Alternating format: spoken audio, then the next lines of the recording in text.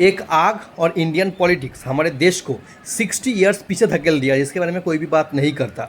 आज हम हर कोई जो सेमीकंडक्टर है उसके पीछे पड़ा हुआ है, चाहे वो ताइवान हो या फिर चाइना हो या फिर अमेरिका हो। लेकिन आपको ये सुन के हैरानी होगा, दुनिया का पहला सेमीकंडक्टर हब था हमारा इंडिया।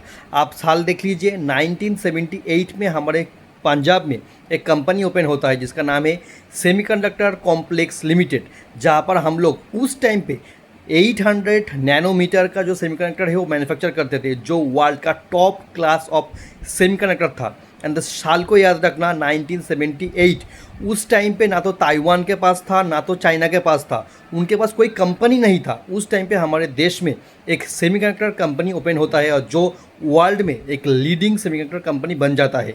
लेकिन उसके बाद उस कंपनी में एक आग लगता है और हमारे ब्यूरोक्रेट्स और जो नेशनल पॉलिटिशियंस हैं वो उस कंपनी को दोबारा फंडिंग देता ही नहीं है काम करने के लिए। तो जब तक वो 10 साल बाद वो फंडिंग देता है, तब तक ऑलरेडी ताइवान और चाइना ने जो रेस है उसके अंदर आ चुका था और जो आग है उन लोगों ने पकड़ लिया था। लेकिन उसके बाद से सेमीकंडक्टर कॉम्प्लेक्स लिमिटेड जो कंपनी है हमारे देश में एक लेबोरेटरी बन के रह गई बस, जो सिर्फ गवर्नमेंट के लिए काम करता है। लेकिन वो मेन जो काम है वो कर ही नहीं पाया, क्योंकि हमारे इंडियन पॉलिटिशियंस और इंडियन ब्यूरोक्रेट्स उस टाइम पे इस कंपनी की जो वैल्यू है वो समझ ही नहीं पाया था।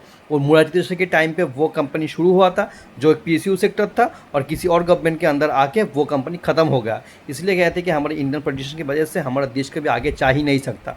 ताइवान से पहले, चाइना से पहले, वियतनाम से पहले हमारा इंडिया था जो सेमीकंडक्टर मैन्युफैक्चर भी करता था। और उस टाइम पे जो वर्ल्ड क्लास सेमीकंडक्टर था यानी 800 नैनोमीटर सेमीकंडक्टर, वो हमारा इंडिया ही मैन्युफैक्चर करता था।